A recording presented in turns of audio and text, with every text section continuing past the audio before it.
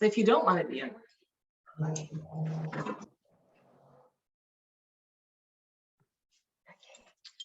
So hi again.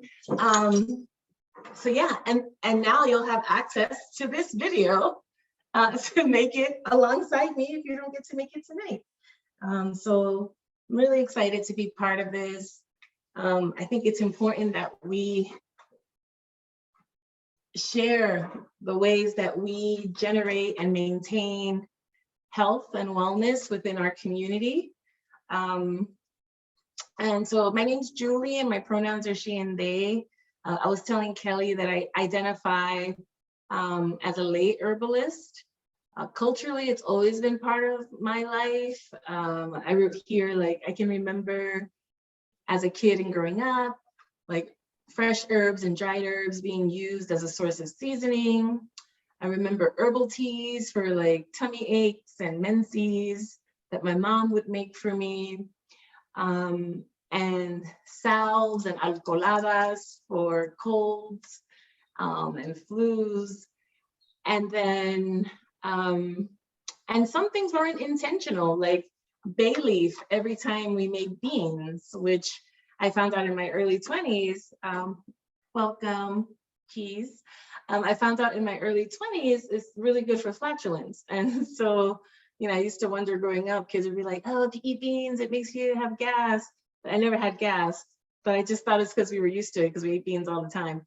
But turns out bay leaf was like an ingredient that always went into the beans that my mom may have forgotten like the intentionality behind it, but it was always present. So then in the late 90s, I took on my own personal healing and transformation. And part of that was working with herbs. As I tell people all the time, I came in through the door of my own suffering, and I've also have spent chunks of time of my life being a gig economy worker without health insurance. And so the combination of the two really inspired me to start learning and figuring out formally how I can maintain my health and wellness. And then fast forward to 2004, I took like a 6 or 8 week course with Robin Rose Bennett at the New York Open Center. I'm not even sure if it still exists. And that set me loose as far as working with raw plant material and making all kinds of things, which I do to this day. So that's a little bit about me. I would love to see, if you don't have to come off camera, you can use your little emoji hand. How many of you in the room have used herbal remedies before?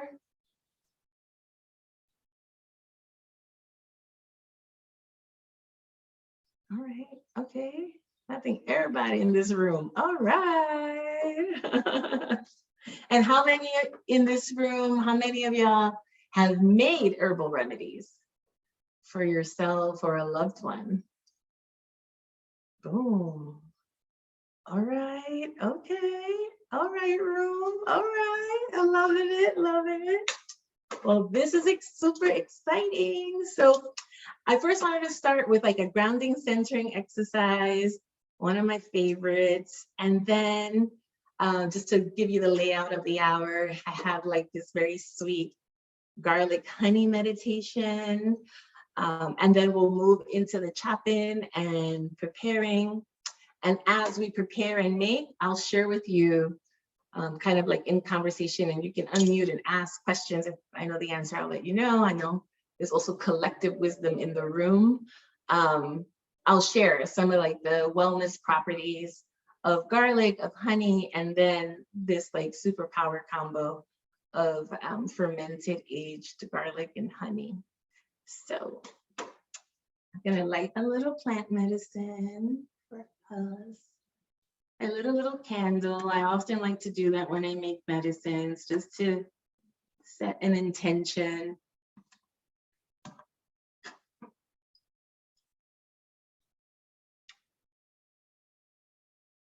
This is actually pine from the first pine tree that Jessica and I ever had for a holiday season, the live pine.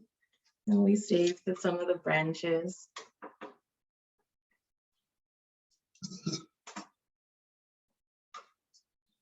And so for this grounding exercise, many of you might have heard it. It's called the 5, 4, 3, 2, 1. And so I'm going to strike the bell, and then I'm going to invite you, and I'll walk you through it, to identify 5, 4, 3, 2, 1 things through the use of your senses. So here we go.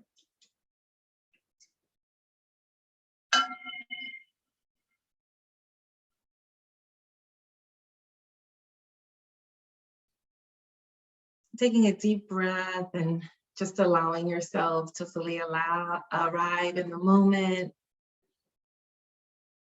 letting go of what came before and what will come after this. I'm going to invite you to name to yourself 5 things that you see in your room that either bring you comfort, joy, or ease. And when you're done, you can either look on back here or put a little thumbs up emoji.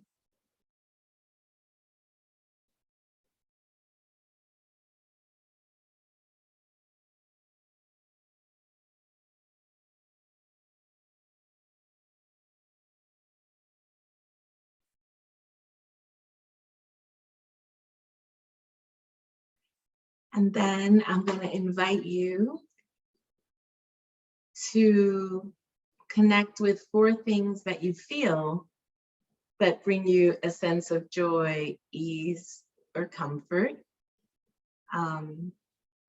It could be the softness of the fabric against your skin, or the sensation of being held by the chair or the bed that you're on. Just 4 things you feel.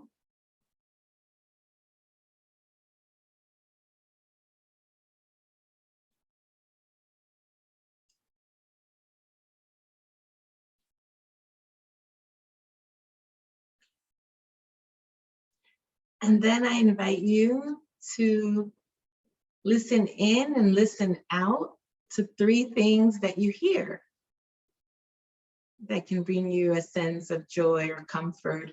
Maybe it's the silence in between my speech, in between my words, or like right now I hear the birds outside. They're all like flocking home for the evening.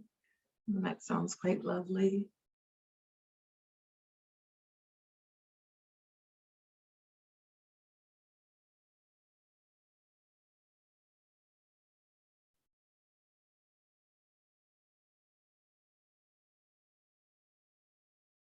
And next, I'll invite you to connect with 2 things that you smell in the environment. Could also be on your person, or maybe if you made yourself a little tea before class.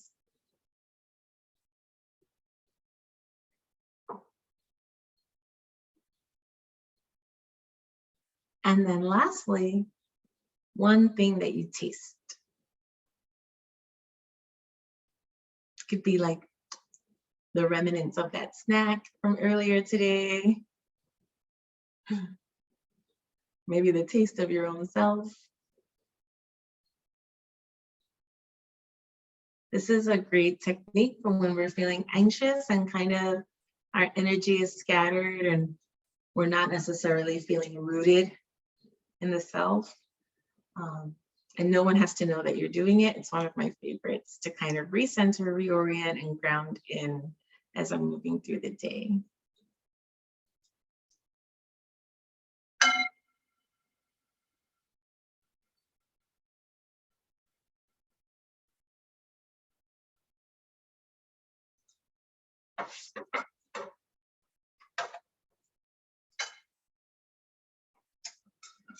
So today we're playing with 2 of my favorites.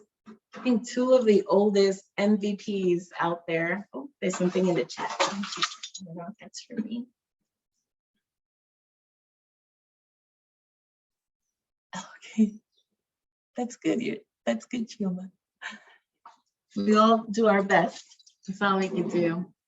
So So yeah, two of the MVPs, honey and garlic, used for centuries across cultures. And if you have your plant material with you today, I'm going to invite you to bust them out, as we say in the Bronx. These I just got at Trader Joe's, and they happen to be organic, but I get the non-organic too.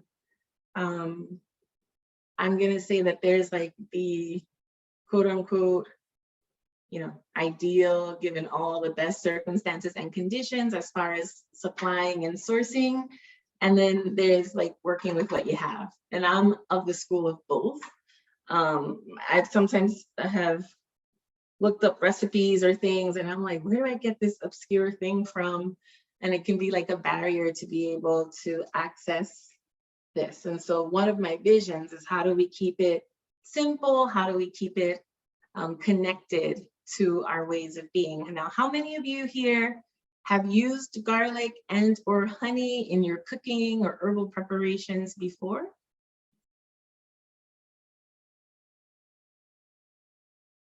Okay. Yeah, it's like usually a staple in cooking. I know, I had an elder who said that, at least as BIPOC, like we season the meat till it tastes like a vegetable. And it's kind of true with the amount of like garlic and shallot and this and that we put in it. But yeah, okay, so I want to invite you to grab your materials. And today I have honey. I also got this from Trader Joe, the little honey bear rather. And then I have a little bit fancier honey, which is actually not too helpful for our purposes today because it's solid. I don't know if you can see that. This is local honey from here in Pennsylvania. They're called Walt's Swarm Busting Honey. And this is the totally raw honey, which says that it might even have bee parts in it. So it's like super raw. But for today, something that flows easier, this is clover and multi-flower I'm using. I know that there are folks that are purists that would be like, it has to be local raw honey, has to be local organic garlic, harvested between July and September. And no doubt that probably will give like the most optimal medicine or remedy, if you will. But like I said, there's a continuum, and I believe in working with what you have. And I have been on very limited income and have gone to like the little produce store around the way in Harlem and have gotten the garlic and the honey. So just to make it really expensive. And so I want to invite us to take your garlic and just look at it. Take a moment to be with it.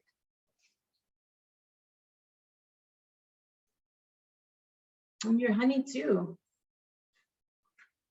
And if you haven't already, you can set an intention for this medicine, for how you would want it to support your wellness, for what you hope. Garlic honey is one of the things that I love this time of year.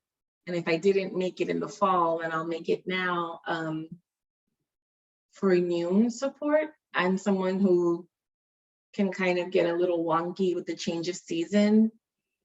And also in times of stress, garlic is like a rooted bulb. I read today it's also known as the stinky rose. And it does kind of look like a rose. I don't know if you can see as it opens up, it almost looks like petals. And so I'm doing this little ritual here with you because we live in a society that's always on the go. And a lot of times we don't have even a moment to sit and reflect on the source of our food, right? And how like this garlic at one point was planted deeply in the earth. Or how this honey started as nectar in different flowers, and clover and other flowers. that then the bees ate and then brought back to their hive, and just to be with the whole process.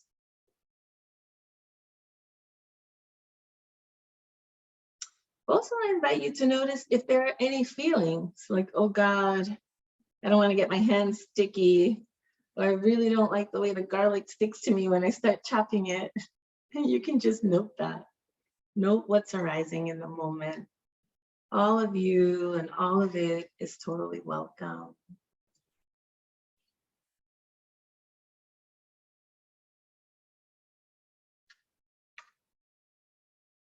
If you feel so moved, you can try a little bit of either. See what registers. Take a sniff.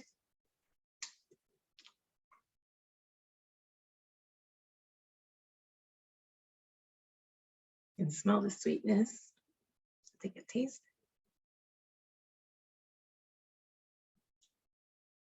Definitely sweet. And when you're ready, I invite you to begin. So, I wish I could tell you a very smooth way of chopping the garlic, but I don't really have one. So I just go in for it. If you're just arriving, I recommend that you have a little glass jar. I like to reuse my jars, name it. If it's a glass jar, I'm reusing it. And a stirrer, a knife. I have a little chopping station. And your honey. And your honey for today. So we're gonna crack the bowl open. And I try to take off as much of the skin as possible. There are some folks that use, like let's say this is organic garlic. So there are some folks that would actually use the garlic skin as well. I kind of don't, I have done it. I kind of don't prefer it, in part because I often put this in tea. And I guess at some point it's so thin that it'll probably disintegrate, but I usually skip it and actually remove it. If you use the skin, this process is way much faster. It's because it can take a little bit of time. So far you see I have these guys going here. A nice glass jar that I like, that I used to use, and I was teaching at the Parks and Recs in New York City, are baby food jars. They're pretty small if you want to make something small batch. They're pretty inexpensive. The fruit flavored baby food I actually like, so it doesn't go to waste. I'll put it in a smoothie or something. And they're glass jars, so they're actually good for making medicine. The reason why we recommend glass is because the plastic could bleach potentially if you use plastic.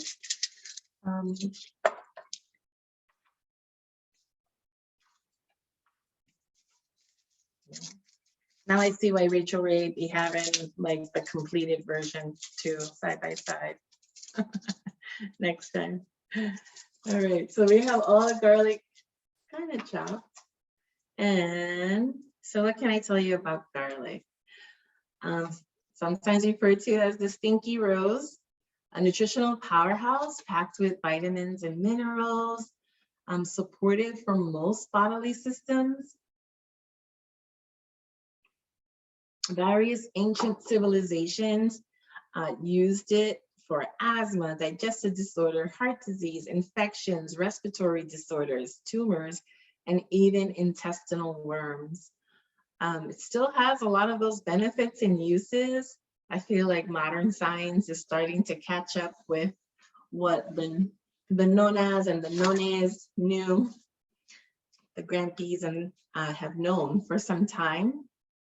Spiritually, folks use it to ward off evil and or negative energy. And one of my favorite uses for it is as an immunobooster.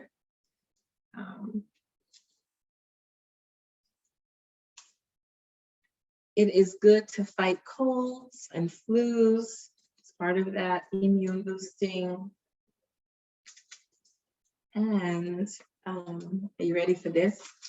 Garlic is antibiotic, antibacterial, antifungal, antiparasitic, antiprotozoan, and antiviral.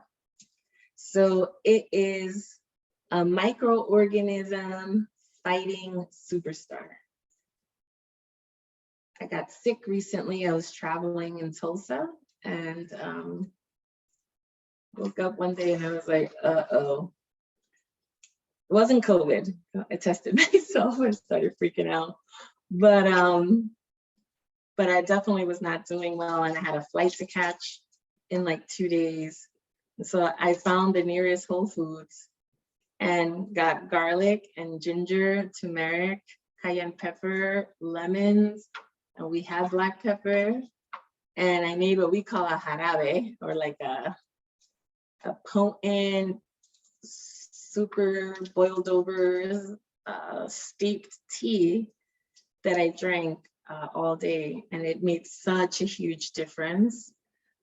I was also feeling like I was getting an ear infection, and so another way of using garlic, which I used last week, a week and a half ago, is to slice it thin enough that it can go into your ear, but thick enough that it won't get lodged permanently in your ear. And then you kind of like, with the knife, kind of like score it, if you will, to like release some of its potencies. And then you lightly place a little bit of like olive oil, that's what I had. And then I inserted it in my ear, and I did it 2 to 3 times a day until the feeling of the swelling of the infection in the ear started to subside. It was super helpful. I was actually very concerned about getting on the plane and the altitude with my ear bothering me the way it was. And it was just magical how garlic got in there and really did the thing. So I'm gonna do a time check, 7:57. So as you see, I'm going along as I'm chatting with you. These guys are pretty ready. So you might notice that in some recipes, folks will just put the whole clove like this. That is permissible.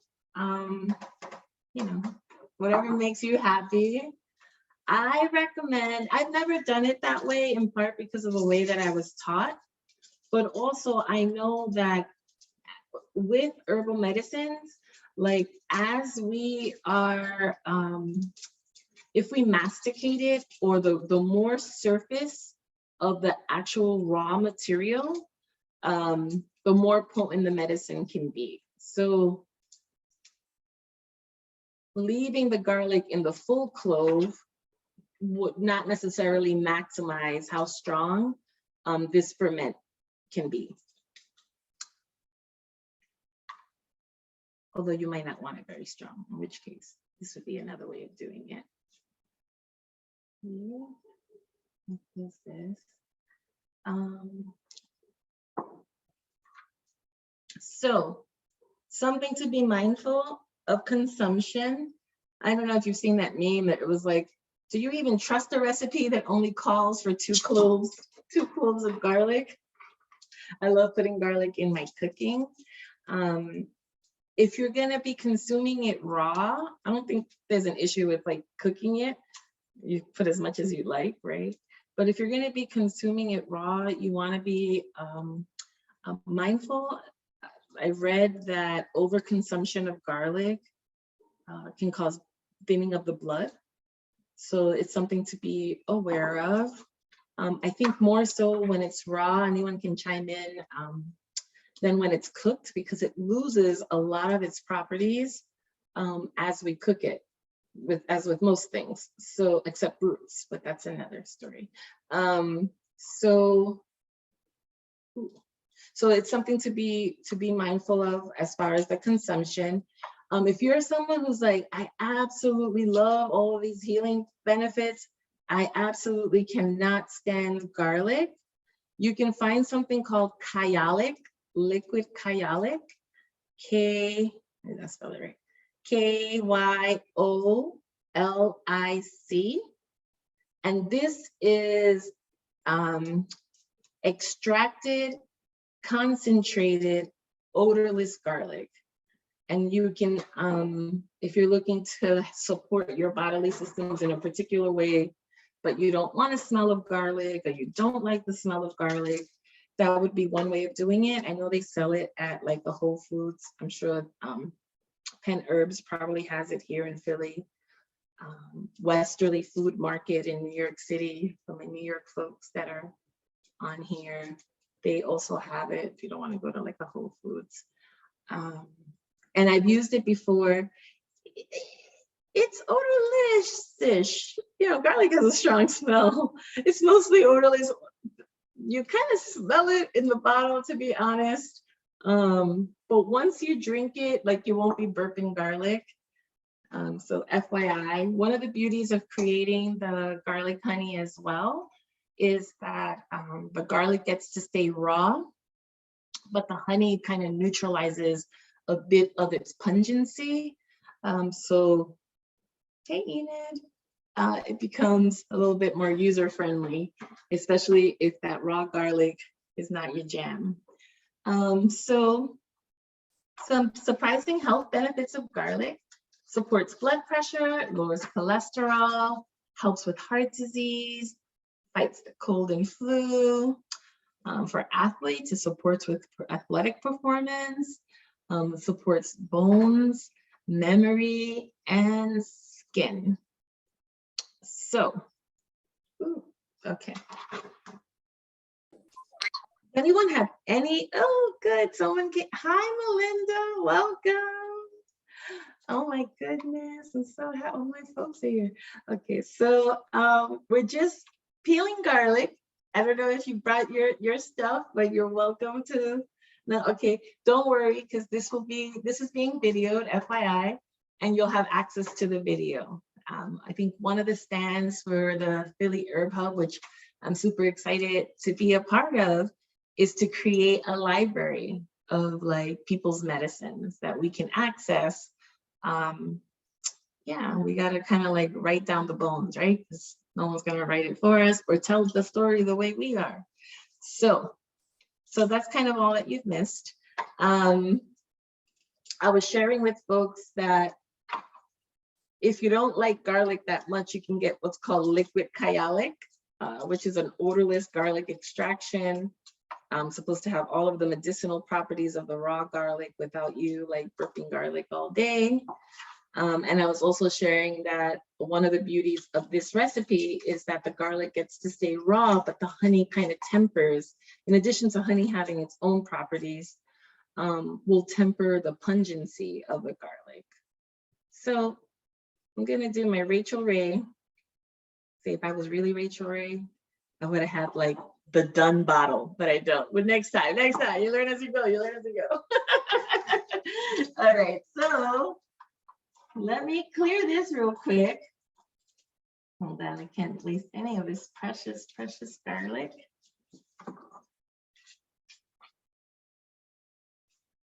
Then I'll share with you on honey, and then I'll show you the process. BRD, it's going right here.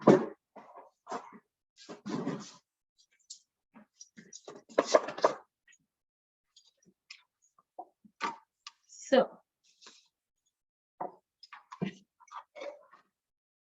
I have removed the garlics that I was able to chop, to take out of the cloves, out of the, I still have about a bulb and a half, which I'll do later just for the interest of time so I can demo it. Your glass jar. Because I'm headless. And no rhyme or reason to the chop. I like to chop it as finely as possible, but it's not a have to. I was also sharing that sometimes folks like to keep the skin especially if you're using organic garlic. And I would say make a batch with and without the skin. See which one you enjoy best. I like it without. Feels like pelitos or something, I don't know. The texture. I guess if I left it in there long enough, it would probably disintegrate because it's pretty thin, the garlic skin. The smaller you chop, the more surface area is exposed, and the more surface area that is exposed, the greater the potency, the potential potency for it. The other thing I want to mention is this one, not so much garlic, because honey is a natural preservative, but with others, so the honey in this recipe is what's called the menstruum, or the fluid in which we're going to suspend the plant material. Here, the plant material is garlic. Usually it takes about, I like to do a moon cycle and a half, so at least 6 weeks. I have been known to roll up on some herbal medicine 4 to 6 months later. We're like, oh, I made this, you know, which is great. And I have yet to find one that I forgot that I made that went bad. One of the things that I do is I like to sterilize my little bottles, and I do, like, you know, the people's way. I boil it. And see this olla behind me? I'll put the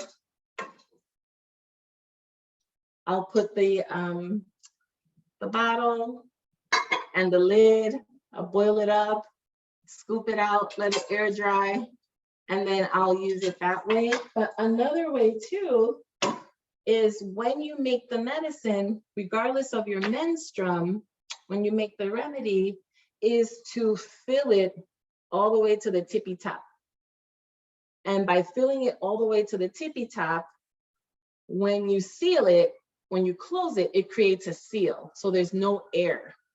And that in and of itself will also support for it not to turn or, you know, botulate, whatever, right? So that's something to keep in mind. I'm gonna start throwing these guys in here.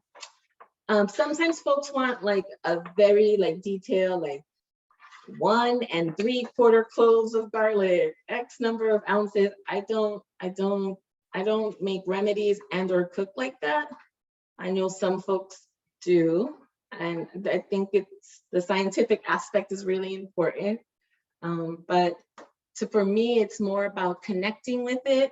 But I do give you a rough, so in general, you want to have about 1/3 or so plant material in the bottom of your container, whatever your container is. I also shared, for those that came a little bit later, that if you're like, where am I going to get glass bottles from? I reuse all my glass bottles, spaghetti jars, you name it, pickle jars, you name it, I'm using it. And then I got these labels from Staples, yo le pongo el label on top, boom, the end. But another in a pinch, like, oh man, I'm going to teach a class and I want it to be in person and I want it to be uniform. Baby food bottles is another one. It's like, especially if you're going to make like a small amount to demo or to show someone else how to do it. They're pretty cheap, and, you know, confession, I like the fruit flavored baby foods. I'll like put it in a smoothie or eat it even just like that. Okay. So honey. So for honey, I want to make the honey is wonderful for people over 1 year old. So if you have a little one that's under 1, you do not want to give them this recipe. You can make something similar if you like and use agave or vegetable glycerin, but I doubt that a 11-month-old is going to eat garlic with vegetable glycerin, but it is possible. Same thing as far as the honey goes. If you are diabetic, even though it helps with sugars, but you want to be mindful and cautious. I know agave has a lower glycemic index. You can get, my favorite is raw volcanic agave, because I found out a few years ago that not all agave are the same. Yeah. So those are for two considerations. One for the honey, if you have a glycemic condition, and then the other for not for little people, people 1 and over 1 years old. Just in an abundance of caution, it's rare that folks under a year old have a reaction to honey, but it is possible. So it's always better to be safe than sorry. I see I have, I think, some questions or something in the chat. I'm gonna check now. As you see, I'm not quite there yet. I'm probably gonna fill it with garlic because I'm like a little garlic head. But here we go, almost at a third. Let's see what's happening here. Ooh. Chioma says one of their favorite ways to peel garlic is to place the knife over it and hit it. Ooh, there's probably a video for that. It's pretty quick. 6 weeks to let it sit. Yes, 6 to 8 weeks is what I usually do. When I took that course with Robin, she had shared a moon cycle and a half. So that's 6 weeks. Oh, I have one more question. Yeah. If our container isn't, because my container is bigger than like 8 ounce, is it like okay if it doesn't necessarily fill to the top? For this, I would say yes, because honey by itself is a preservative. Like I read somewhere that in ancient Cam, they had found like over half of the materia medica of like had honey in it as a preservative, like of the that was found, because you know it gets really hot in the desert and stuff like that. So it should be okay. You can always transfer it too if you come across a smaller vessel or container. With some other things, I might be a little bit more like you might want to have the seal like from the menstruum, but I think you should be fine with the honey and garlic. Great question. Thank you. You're welcome. Any other questions? So I'll share some of the benefits of honey. So definitely a good source of antioxidants. Also has antibacterial and antifungal properties, which is why part of the reason why when they come together, the garlic and the honey make a lot of magic together. Chioma, I definitely need the trick on just busting the garlic open. One thing I did learn, but I didn't do it here, if you're peeling it old school style like me, if you put a little bit of oil on your fingers, it'll prevent the garlic skin from hanging on to you for dear life. But I didn't do that for today because I don't want oil in my garlic honey. Okay. Honey is very powerful to do for wound healing. Very supportive, particularly manuka and the raw honeys. Generates moisture, and moist skin heals more easily, especially from burns than dry ones. Also, honey is supportive for digestive issues, and I'm sure many of us have used it in one way or the other for sore throats, to coat our throats. It's actually one of my favorites. In 2020, I started learning how to make pastilles and electuaries, and I often use honey as a base for it, which is a lot of fun. The other thing I want to tell you is, do you ever get the garlic and then it starts like sprouting and you have like the little green thing? You can totally plant that. Okay, I'll leave that. I'm going to show you. I have some of that.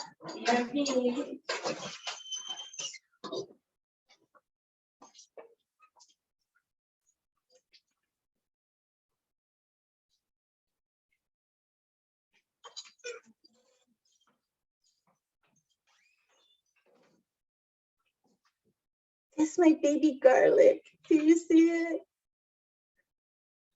I just planted them 3 weeks ago before I left to that Tulsa trip. And I just had them sitting on my counter. Kind of like this. They weren't even the organic one, okay? They were like the regular round the way ones that come like, you know what I'm talking about? In a little white mesh. Comes like 3 or 4. And oh, look, this one's doing it too. Do you see how there's like the little green? So this is sprouting. This is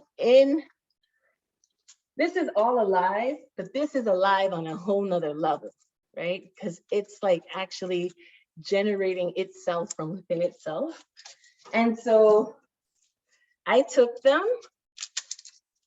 Mira, más fácil aquí no hay. Can't get any easier. I just took them.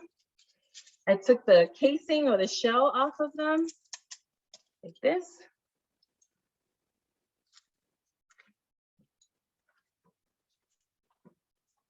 And I just plopped it right in. I made a little hole. I'll show you. I still have space in this one. I made a little hole for the clove to fit. And then I just put it right in and covered with dirt. When I left, you couldn't even see it. It was like that. You couldn't even see it coming out of the earth. This is what I've come back to. And I found 2 more in sharing with y'all, which I'll plant this one later. So I just wanted to show that. This is my first time growing garlic from scratch, so I'm super excited. Let me wash my hands.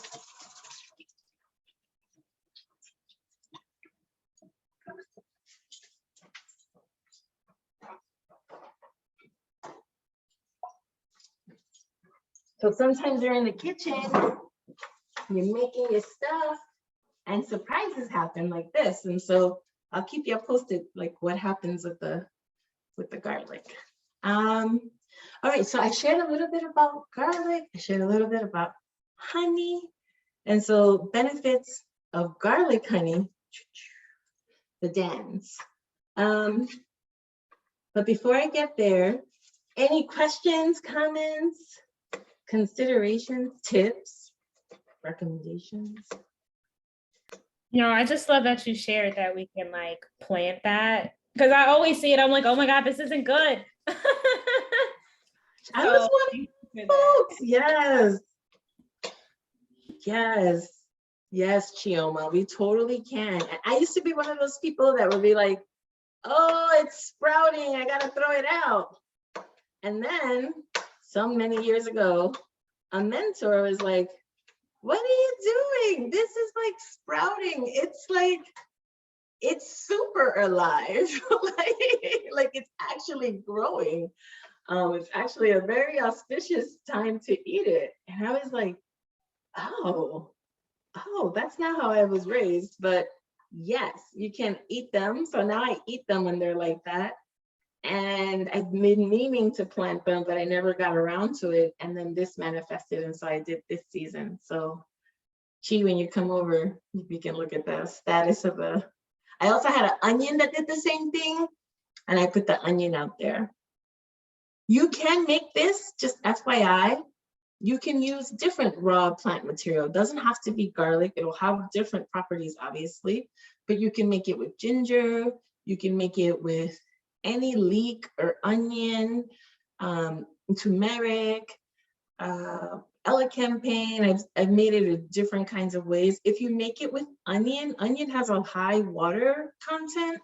And so really overnight, you should be able to rock and roll with the onion.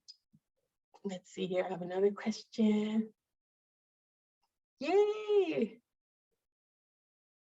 Yes, yeah, as far as the sprouting, oh, okay, do you want to see my onion? I can go get that. Yeah, it's about the sprouting, because I used to be like, oh my God, it's bad. I know. The sweet potato, listen, now I'm like, it's sprouting, it's alive. Yeah, I think like, I don't really know of any vegetable that you're like, I mean, obviously if it's sprouting and you touch it and it's like guanky or like, how do you say mogoso in English? Like mushy, like kind of like, then you probably don't want to use it. But if it's green like that and you have some dirt, you might want to plant it. But if it has like good structural integrity and the only thing going on is that it's actually like sprouting, it's generating life, I say go for it. I do it with my onions. I do it with the carrots. I do it with sweet potatoes. I mean, I'll cut off the thing that's like growing on it. But yeah, I'll definitely use it and appreciate it because on a whole nother level, because of the vitality that it's exuding in that moment. So as I was saying, the honey makes the raw garlic more palatable, I think is the word. It's good, the combination of the two for fighting infections, supporting with diabetes prevention, even though there is that caveat as if you have diabetes, like being mindful of your sugar intake, immune boosting, which is how I use it all the time. And I also use it makes a great marinade. So in the summer for the barbecuing, it can be, if you're into like garlic, honey garlic chicken or whatever, here's your thing, tofu. It's pretty sweet, pretty yummy. It's like savory and sweet. I also use it for flu and cold prevention, can support with digestion, improves brain health and memory, and it's really good for the skin. Yeah, and those are all of my notes. So for the finale, we're going to start pouring in the honey into the container.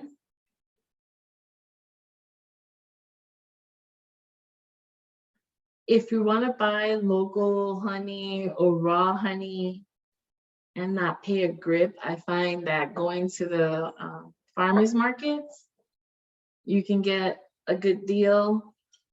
The other thing, and honey is like a whole world, like depending on the color, depending on how much phytonutrients, depending on the type of honey, because you can have clover honey and orange blossom honey, and I mean, you name it, right? Like what were the flowers involved? Often people use raw local honey to fight seasonal allergies. And the premise behind it is, how do I say? Like, do you know if you get bitten by a snake, the anti-venom contains a little bit of venom? And so it's the same premise. So if you're allergic to these local wildflowers, if you consume honey that has been processed through, because it's been through the process that the bee has taken it through, it's kind of like the anti-venom. It can support your immune system in being able to tolerate and or like fight the allergy because you've consumed it. But it's only with raw local honey. So like the bees have been eating the flowers, the nectar of the flowers that you're exposed to in your environment. If it comes from New Zealand, it might not help you. So if you're allergic to asters or whatever it is that's growing right now. So Chioma, you're not the only one whose container is bigger than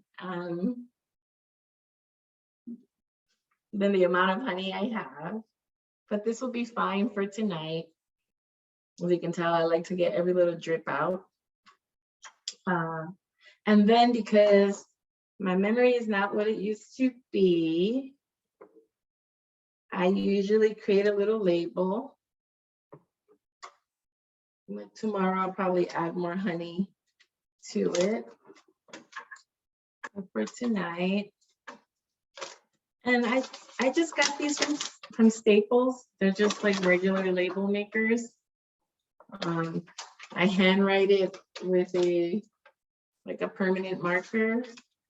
And here I wrote spring self-love garlic honey. Ingredients: organic garlic, honey, love, made on 412, decant 523. So this tells me that this, at minimum, I might let it rock out longer, depending on how it looks and smells, but at minimum, I'm gonna hold it for 6 weeks in here. And so this will help to remind me when is the time that it would at minimum be ready.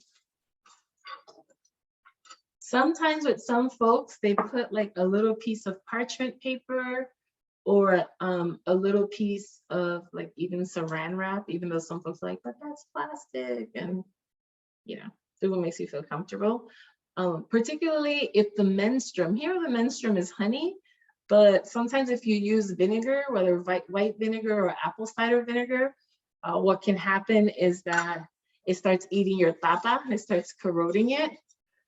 If it's like directly on it, especially if you're capping it to the very top to create that seal. So what you can do is put like a little piece of parchment or a little piece of saran, and it'll create a barrier between the lid and the actual menstruum so that you don't have to deal with corrosion of your lid. And this is our garlic honey. Any questions before we close out? Let's see here. To use. Oh, a mini chopper, yes. So apparently there's a way to like, I think Jessica knows how to do it. Like you smash the garlic and it just opens right up, which would be way faster than the Julie method. Jessica, did you have your hand up? Oh, you're on mute. Yes. Hi. So, oh yeah, you can chop it with your hand if you, you basically smash it with the side of your knife. That's with the garlic. Yeah.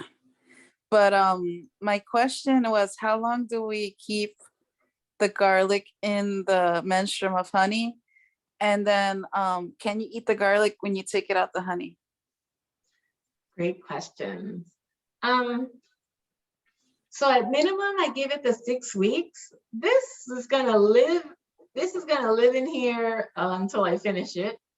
I've had garlic honey for 3-4 years, and it gets to a point where like the garlic, like it kind of disintegrates or like melts into the honey. You don't have to refrigerate it. I guess you can if you want. And you absolutely can eat the garlic and the honey. You don't have to like extract one from the other. Okay, thank you. You're welcome. You're welcome. Well, I'm so happy to have been able to share this moment and this evening and one of my favorite little plantitas with you. Garlic has been, and honey has been part of my life as far as I can remember. But from 2004, I've been combining and fermenting them to support my wellness, and super excited to have been able to share this with all of you that are here now this evening and that will be watching in the future. Thank you for showing up so powerfully and beautifully to your life and to this season, the season of spring, which is about rebirth and new beginnings. It's about self-love and love of the earth and each other. And so I hope that the bounty of this spring is multiple and fruitful and beautiful in all the areas of your life. And unless there's any other question, we'll sit together for 1 minute and we'll close out right at 8:30. I want to just share, like locally, folks can get honey. Like there's now, like here in Philly, there's beekeeping that's allowed. So people are getting like super local honey. I think it's through the Philadelphia Horticultural Society, and you can volunteer if you're like interested in learning that. That's a great tip. Thanks, Jess. And Julie, it's Desiree here. I just wanted to pop in because I want everyone to be able to kind of go out listening to your voice. So I just wanted to pop in and say thank you to everyone for joining the call. My name is Desiree. I co-organize the Herb Hub with Kelly. And we are a free community apothecary for Black folks here in Philly. And one of the ways that we try to keep herbs and herbal medicine accessible is to have beautiful educational pieces like the one that Julie is offering. I was just like sitting here thinking about how, first of all, listening to your voice is incredible, number one. And number two, how everything feels so familiar, you know, and even though I can always access, or maybe a different like cultural or food story, it all feels like remembering. So it just is really, yeah, I just feel really lucky. And, you know, part of what's cool about the Herb Hub is that we really believe in the relationship between us and plants and us and ourselves. And so it just, yeah, it makes herbal learning and playing around with herbs more of a exploration and a curiosity. And hopefully it, you know, opens up and allows people to kind of just dig in and not be afraid to trust themselves. So phillyherbhub.com, please go visit, order herbs for your loved ones, and stay in touch. We have some events. I say some, more like one or two, but yeah, we're trying to do some maybe more things as the weather gets warm. So yeah, stay connected. Okay, that's it. Julie, please continue.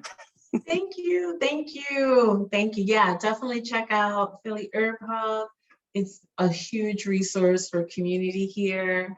I have availed myself of some of the medicines, and it has been really powerful and transformative. And my mom says, like, the world does a lot of turns, you know? And so then here we are a year and a half later, and I'm offering this workshop through the Philly Herb Hub. So things have a way of being familiar and of bringing forth completion. And so in the spirit of that, let's take a moment together.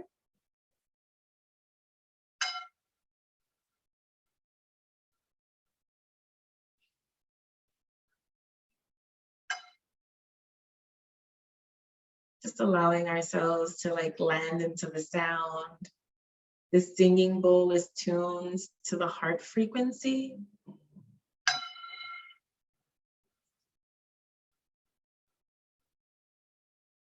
Just letting the spirit of self-love and care, both individually and communally, let it permeate our beings. For as much as capitalism and all the isms may have us feel like we are alone and isolated, we have each other and one another. We have these plant ancestors to support our earth walk, both when things are sweet and simple, and also when they are challenging and difficult. There is a way in which we breathe, but the earth is also breathing us. And so we are always held, always held. We are not forgotten. Thank you. Thank you for showing up for this class, for your life, for all the ways that you're an expression of Earth's love and healing and light. I see you. I appreciate you, and I bow to your practice.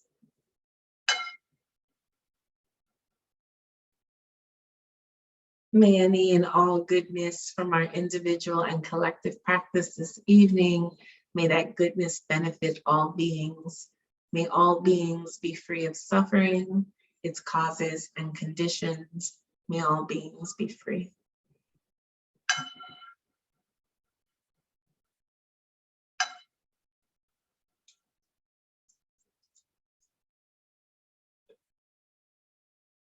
Good night. Thank you. Thank you. Thank you. Lots of love. Good night.